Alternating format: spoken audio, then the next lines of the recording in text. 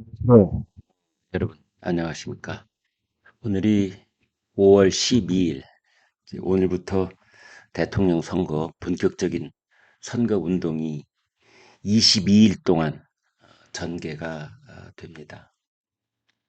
국민의힘의 김문수 후보가 벼랑 끝에서 기사 회생을 했습니다. 그래서 김문수 후보 기호 2번 달고 뜁니다.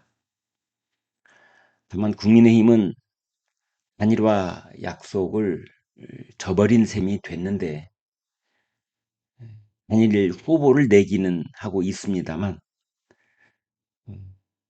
국민의힘 지지자들, 중도층 지지자들이 보고 싶어 했던 그 한덕수 후보와의 그 운동적인 박수받는 단일화는 이루지 못하고 왕제 단일화, 목장 드라마, 교체 술수 이런 온갖 비난을 들으면서 한바탕 소동이 있었습니다만 단일화에 의한 단일 후보가 아니라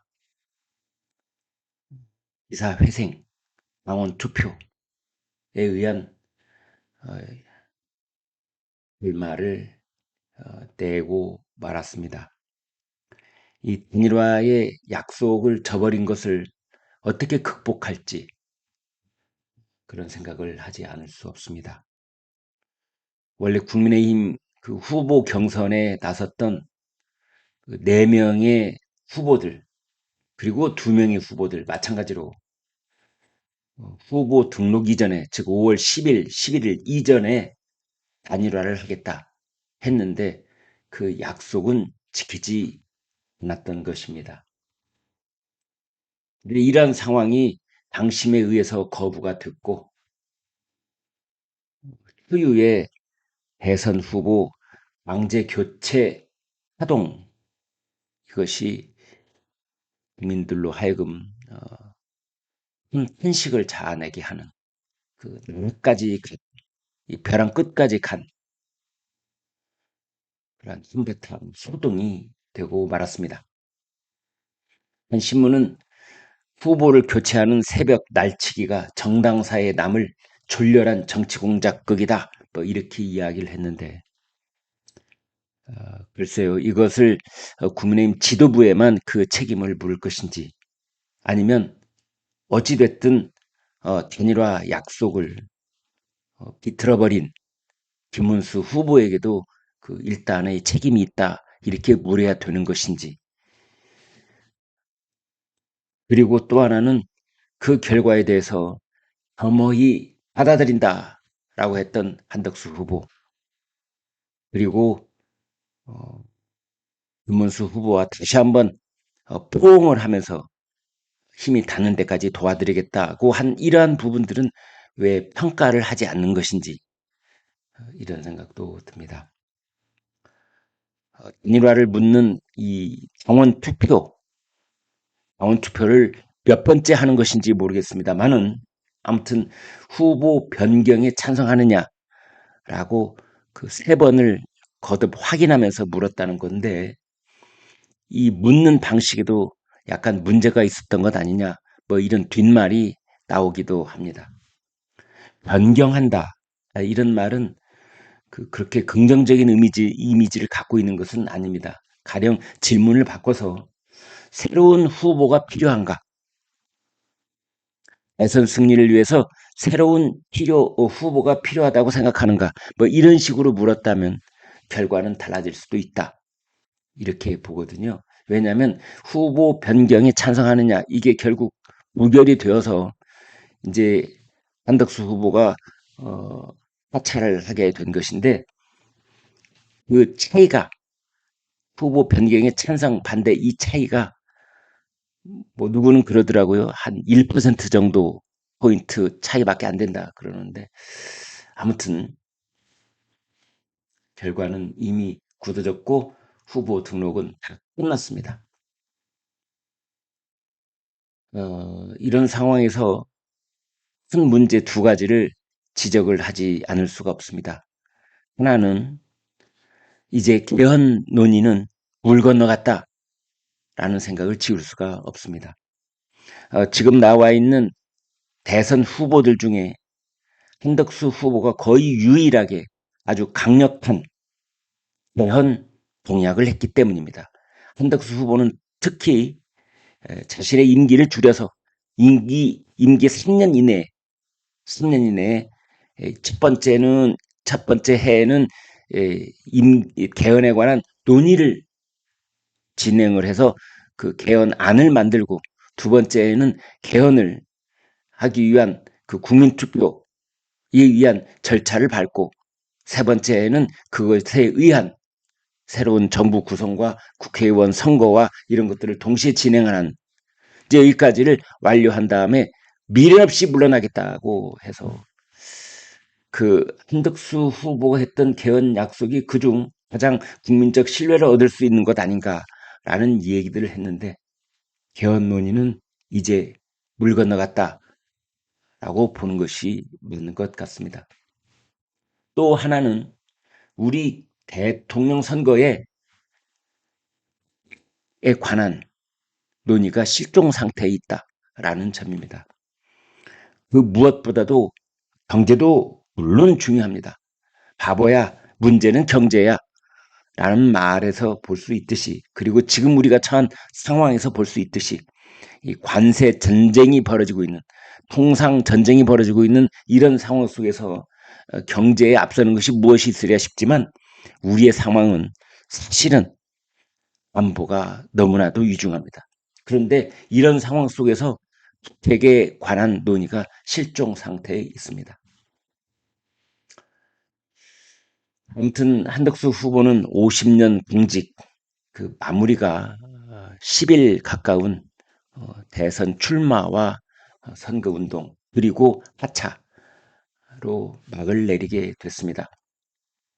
국민의힘은 새로운 비대위원장에 35살 호선 의원인 김용태 내정을 했습니다.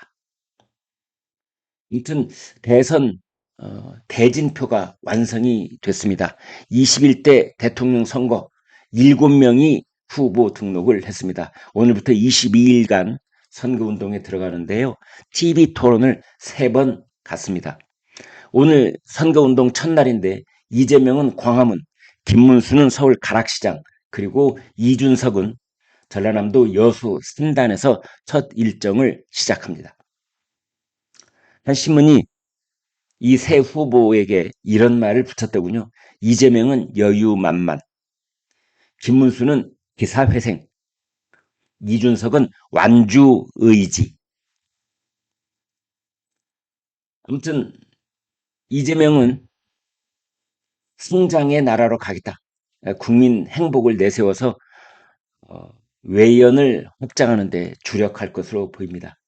그리고 상대당 김문수 후보에게 윤석열 대통령의 내란에 대해서 석고 대절을 하라, 뭐 이런 요구도 하고 있고, 반역사 세력을 제압하겠다, 또 이렇게 용심을 내고 있습니다. 반면에 김문수 후보, 기호 2번 김문수 후보는 위대한 나라를 만들겠다. 그래서 단일화를 둘러싼 이 내홍을 딛고 전열을 재정비하는 그런 모습입니다. 한덕수 후보를 삽으로 모실 것이다. 선거대책위원장 자리를 제안을 했습니다. 한덕수 전 후보는 도와드리겠다라고 했지만 선대위원장 자리를 받을 것 같지는 않고 뭐 고문 정도 받지 않을까라는 생각이 드는데요. 아직 확답은 없는 상태입니다. 그래서 사실 이번 선거의 특징 중에 하나는 초유의 경기지사 출신 맞대결이라는 측면도 있습니다. 김문수 후보도 경기지사 2번 했죠. 이재명 후보 경기지사 출신이고, 그래서 초유의 경기지사 출신 맞대결이다, 이렇게 볼 수 있는 측면이 있습니다. 다른 뉴스 잠깐 보겠습니다. 검찰은 명태균 게이트 이것과 관련해서 김건희 여사에게 소환장을 보냈습니다. 출석 요구서를 보냈습니다. 그래서 피의자 신분입니다.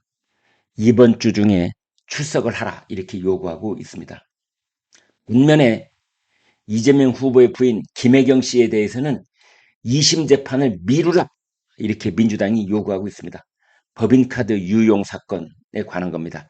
대선 이후로 재판을 미뤄라. 그러면서 반면에 민주당 쪽에서는 김건희 여사에 대해서는 포토라인에 세워라. 또 이렇게 요구를 하고 있습니다.